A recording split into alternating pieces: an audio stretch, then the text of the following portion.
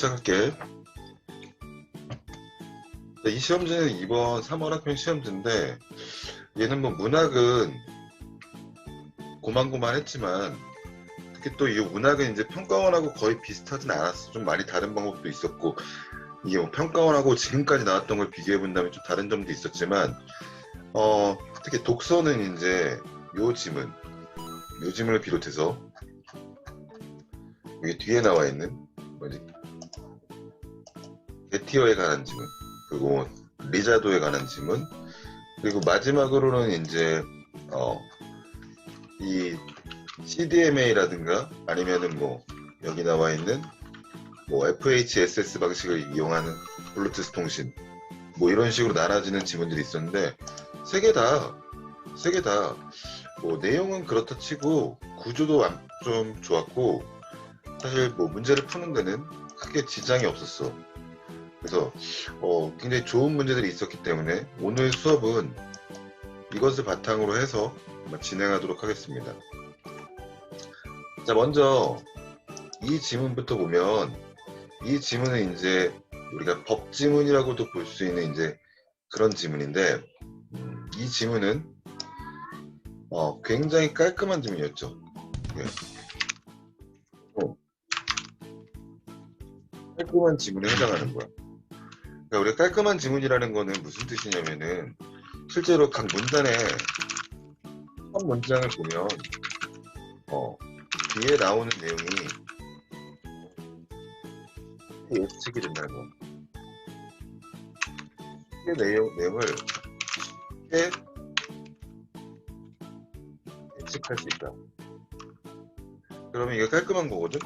뭐 예를 든다면 여기 보면은 뭐 법률행위의 해석은 일정한 기준에 따라 합리적으로 이루어진다고 했는데 이 내용들이 각각 일정한 기준이 여기 제시됐다는 점에서 얘는 이 첫 문장 자체가 굉장히 깔끔하게 이루어져 있다고 봐야 되고 얘도 마찬가지야. 자연적 해석, 규범적 해석, 보충적 해석이라고 되어 있잖아. 이런 것들이 여기는 자연적 해석, 여기는 규범적 해석, 그리고 여기는 보충적 해석 이런 식으로 깔끔하게 이루어져 있다는 걸 알아야 돼. 또한 여러분 보시면 자 얘는 깔끔한 지문인 동시에 깔끔한 문제라고도 볼 수 있거든. 굉장히 깔끔한 문제가 나왔는데 이게 무슨 말이냐면 얘는 만약 방금 전에 봤던 것처럼 뭐라고 되어 있냐면 일반적 기준이 나왔다. 여러 다양한 기준이 나왔다고 되어 있어요. 여기 보면 일정한 기준이 나왔다고 되어 있는데 일정한 기준이 나와 있다라고 말을 했으면 내용도 역시 일정한 기준으로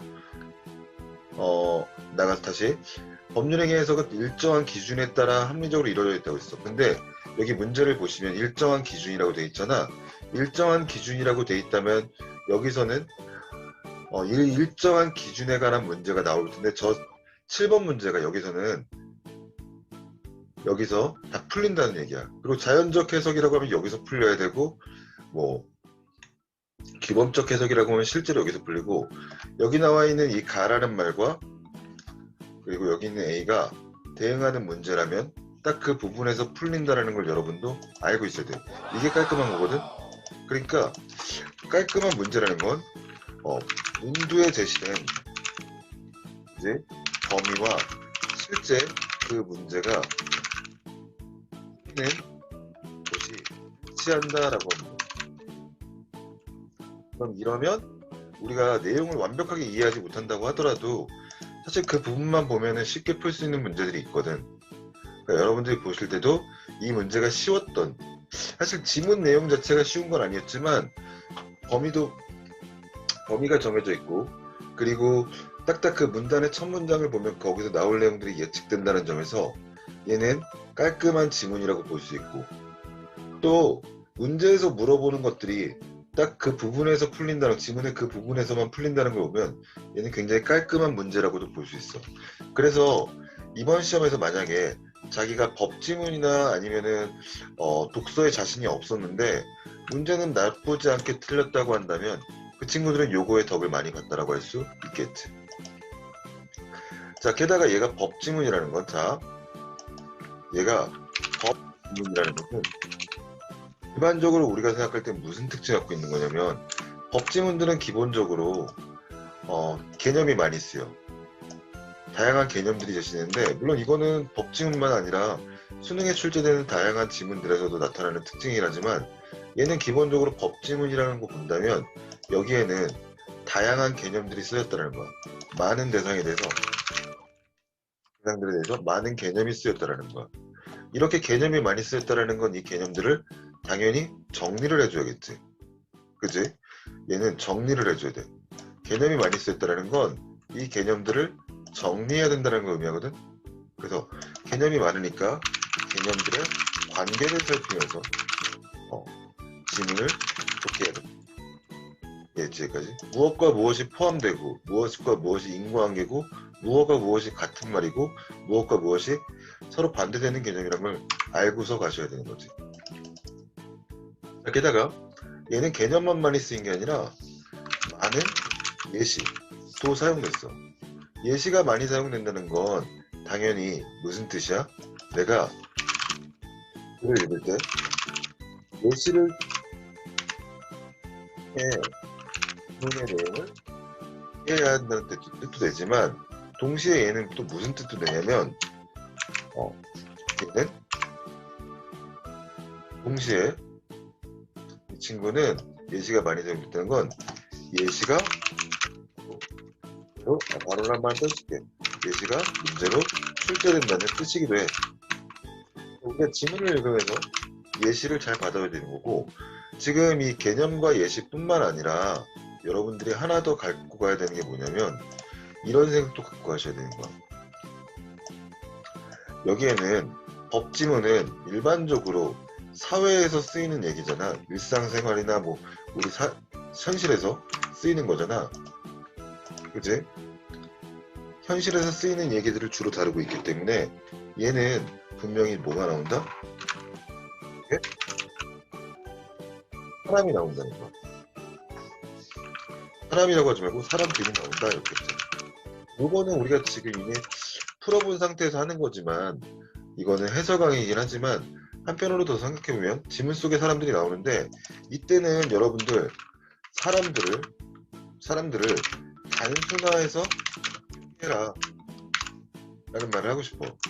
사람들을 단순화해서 표기하라는 말은 뭐냐면 예를 들면 표의자, 표시 수령자 뭐 이렇게 계속 나오잖아. 근데 이 내용들이 단순한 게 아니란 말이야. 그러니까 여러분들이 이걸 보실 때는 표의자를 갖다가 A라고 하고 표시 수령자를 갖다가 B라고 하고 이런 식으로 글을 읽어야 된다는 거야. 무슨 말인지 알겠지? 이해됐지? 여기까지? 조금 이따 보여줄게. 자, 법지문이 많이 나온다는 건, 법지문이 나왔다는 건 또다시 뭐를 말한다는 거야? 네, 맞아요. 여기 지문 속에는 조건이라는 게 등장한다는 거야. 조건이라는 게 등장한다는 거야. 자, 조건이라는 거는 이제 법지문에서 많이 나오는 게 되는데 이 조건은 이런 식으로 한번 해석해보자. 이 조건은 뭐가 되는 거냐면 충족 조건과 예외 조건으로 구분될 거야. 이해됐지? 여기까지. 얘는 충족 조건과 예외 조건으로 구분될 텐데 여기서 충족 조건에 대해서 또 하나 알아둬야 되는 게 이 충족 조건은 두 가지로 또 나눠져. 하나는 뭐냐면 모두 충족돼야 되느냐 아니면 하나라도 충족되면 되느냐로 나눠질 거야. 이해됐지? 예를 들면 이 충족될 조건에서 중요한 게 충족에서는 고나 며 같은 말을 통해서 모두 충족돼야 된다는 걸 표기하기도 하고 표시하기도 하고 또는 거나 뭐뭐 하거나 뭐뭐 하는 것 또는 뭐 이런 말을 통해서 하나라도 충족되는 걸 말하는데 요거는 굉장히 중요한 거야. 왜냐면은 법지문 우리 좀 이따 읽어보면 우리도 알겠지만 이걸 읽을 때 뭐가 충족 조건이라는 게 나왔을 때는 여러분 잘 들으세요. 이게 모두 다 충족돼야 되는 것인지 아니면 그 중에 몇 개 중에 하나만이라도 충족되면 되는 건지는 출제 포인트라고 볼 수 있어. 무슨 말인지 알겠니? 얘는 출제 포인트가 되는 거야. 그래서 우리가 문제를 보시면서도 다시 한번 확인해 보겠지만 요놈들이 나왔을 때 요것들을 어떻게 해결해야 되는지가 여러분들이 사실 이 문제를 해결하는 데 있어서 핵심이 되는 포인트가 된다는 걸 기억하셔야 돼요. 이해됐죠? 자, 이미 지문은 다 읽은 상태니까 문제를 먼저 보고서 한번 가보자. 자, 이 문제 한번 보자. 윗글에 대한 설명으로 적절한 것은 이라고 되어 있지. 우리 이렇게 문도에서 설명이라는 말이 쓰이면 얘는 보통 전개 방식을 묻는 거란 걸 알 수 있지. 그지? 얘는 전개 방식을 묻는 문제야. 이해했어 여기까지? 그런데 우리 여기서 한번 보자. 전개 방식을 묻는 문제는 크게 보면 두 가지로 구분할 수 있거든. 하나는 적절한 것, 다른 하나는 적절하지 않은 것으로 구분할 수 있어. 여기까지. 자, 이게 중요한 게 왜 중요하냐면 생각해봐. 적절한 것과 적절하지 않은 것은 어떤 차이를 갖고 있는데 그 차이가 뭐냐면 자, 적절한 거의 경우에는 맞는 선지가 지문에서 몇 개 있다는 거야? 하나가 있다는 거야. 근데 맞는 선지가 하나가 있다는 거야. 이해된 얘기까지? 자, 그렇기 때문에 이 적절한 것의 경우에는 지문 전체를 관통하는 내용이 나올 수 있거든? 지문 전체를 관통하는 내용이 나올 수 있어. 다시 적절하다는 거는 이 지문 전체에 관계된 거야. 그러면 적절하다는 건 지문에서 하나만 봤기 때문에 얘는 지문 전체를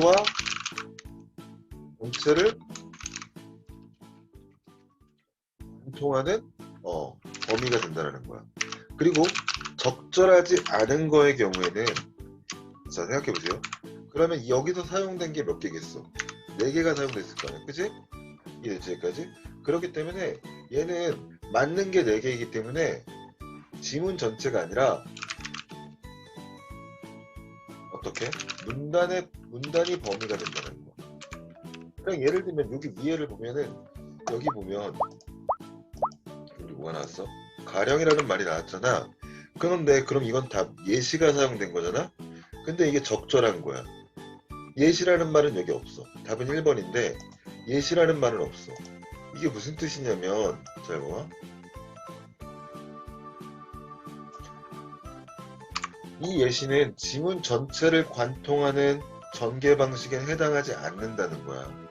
그러니까 적절한 거의 경우에는 우리가 지문을 읽으실 때 주로 화제가 소개되는 자 주로 화제가 제시되는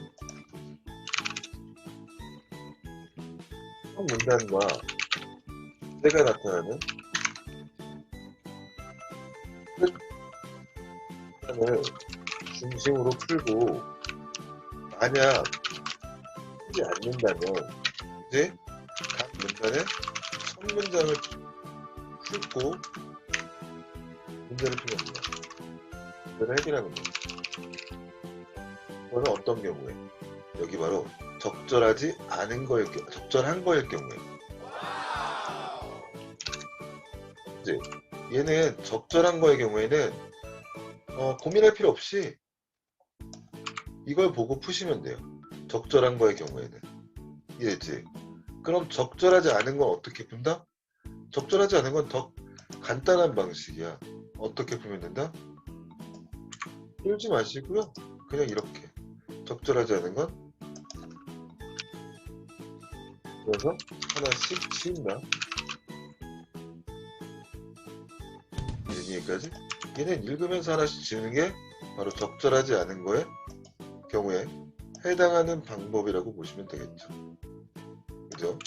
자, 다음은 2번 문제를 한번 볼게요. 그러니까 1번 문제는 이렇게 해두라고 두 번째 문제. 윗글의 내용과 일치하지 않는 것은 이지. 그치? 근데 지금 이 문제 같은 경우에는 내용과 일치하지 않는다고 그랬는데 여기 봐봐. 주어를 잘 보세요. 민법에서의 법률행위, 보충적 해석, 법률행위의 해석, 자연적 해석에서 적용되는 오표시 무의 원칙은 이렇게 돼 있죠. 이렇게 자 봐. 주어가 깔끔하게 그지? 파악이 되는 이는 네 여러분 이건 뭐냐면요. 네, 지문 속에 들어간 속에 있는 그런 부분에서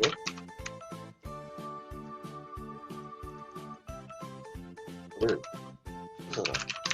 이게 가장 빠를 겁니다. 그래서 우리가 개념이 왜 중요하냐면 얘 때문에 그래요. 얘 때문에. 바로 개념을 잘 봐야 되는 이유는 주어가 깔끔하게 파악이 되는 선지는 이렇게 1, 2, 4, 5번 같은 경우에는 그것의 개념이 있는 부분에서 답의 근거를 찾으시는 게 제일 편할 겁니다. 네. 그러니까 뭐 예를 들면은 얘 같은 경우는 법률행위라고 나온 요 부분에서, 그죠? 그리고 얘는 보충적 해석에서, 얘는 법률행위의 해석에서, 그리고 얘는 자연적 해석에서, 저희는 오표시무의 원칙에서, 여기서 찾으시면 되겠죠. 된 얘기까지. 자, 요거는 이제 그 다음 문제인데, 그 다음 문제는 좀 중요합니다. 네, 많이 중요해요. 얘가 중요한 문제의 이유가 뭐냐면 얘 같은 경우에는, 자, 일정한 기준이라고 뭐가 나와 있어요? 지문 속에 있는 범위가 나와 있어요. 자, 이렇게 범위가 제시됐고, 그리고 자, 여기 쭉 봐봐. 범위가 저기 있고, 자, 적절하지 않은 거야. 이제 이렇게 범위가 제시됐고 적절하지 않은 게 나오는 경우에는 여러분 잘 들으세요. 얘는 나열된 정보를 주세요. 여기에서 가장 중요한 게 나올 겁니다. 자, 이거는 이제 왜 이렇게 되냐면, 자, 봐봐. 일정한 기준이라는 범위가 제시되어 있고, 그죠? 적절하지 않은 걸 물었다고 했잖아. 지문 속에, 지문에는, 자, 일정한 기준에 대한 것이 4개가 됐다. 이거 다. 4개, 일정한 기준에 것이 4개가 다시 말해서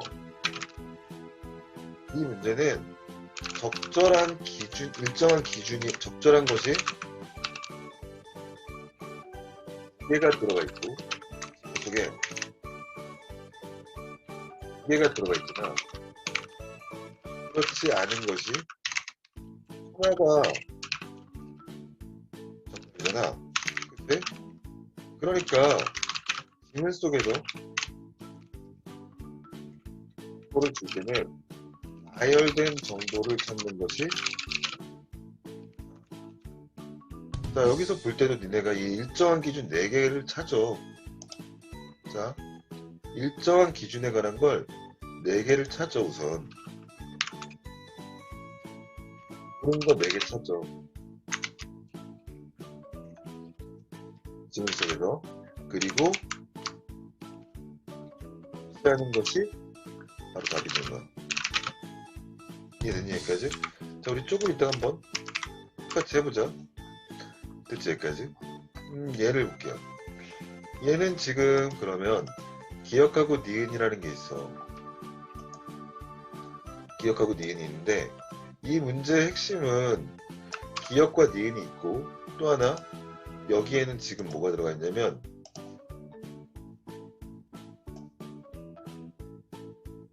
얘네 둘은 뭐가 되는 거야? 바로 기억과 니은의 합해가 되는 거야. 여기까지. 자, 왜냐면 기억 니은이 있고 보기에 대해서 반응하네. 그럼 봐봐. 얘는 본 내용을 바탕으로 보기를 하는 문제가 되는 거야. 그치? 그러니까 얘는 전형적인 무슨 문제야? 네. 전형적인, 아주 전형적인 독서의 보기 문제야. 이런 문제들은 있잖아. 기본적으로 전형적인 독서의 보기 문제는 기본적으로 보기가 지문의 사례, 제적 사례가 되는 경우가 많아. 보기가 이렇게 되는 거야. 지문은 설명이라고 하자. 설명이 되는 거고, 지문의 사례가 된다. 얘는 여기까지. 그러니까 얘는 뭐 그렇게 어려운 문제는 아닐 거야. 왜냐면 지문 내용을 충실히 이해했다면 이 문제를 푸는 데는 전혀 지장이 없을 거야. 자, 그리고 A라고 되어 있잖아, 얘는. 그죠? 얘는 아예 범위가 A라고 되어 있어. 그지? 근데 A를 보니까 뭐 해야 되냐면 얘는 8회가 되는 거야. 얘는 예시가 되는 거야. 그러면 자, 지문에는 뭐라고 돼 있냐면 이렇게 가라고 돼 있지. 가라고 돼 있지. 여기까지. 그러면 얘는 있잖아. 무슨 문제냐면 추론 문제일 거야. 왜냐면 여기 잘 봐봐. 아까 했던 얘기 그대로 한번 볼게. 얘는 있잖아. 봐봐. 범위가 정해져 있어. 이렇게 범위가 정해져 있어. 그지? 그리고 여기를 보면 얘는 적절한 거야. 뭐 가장 적절한 것이냐 아니냐 상관없어요. 그죠? 적절한 거란 말이야. 되니 여기까지? 그러면 아까 여기서 말했던 것처럼 범위가 정해져 있는데 뭐야? 옳지 않은 것이지.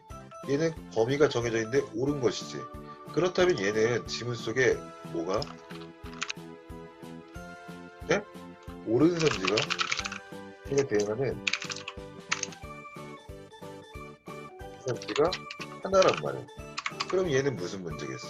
바로 어떤 문제? 추론하는 문제가 될 거란 말이야. 이 문제는 추론 문제가 될 가능성이 높습니다. 이해되셨죠? 얘는 추론하는 문제가 될 겁니다. 그러니까 지문 속에 있는 말과 대응하는 것을 찾아야 되는 거예요. 되니 여기까지? 10번은 안 할게요. 다시 태어나세요. 못하겠어요.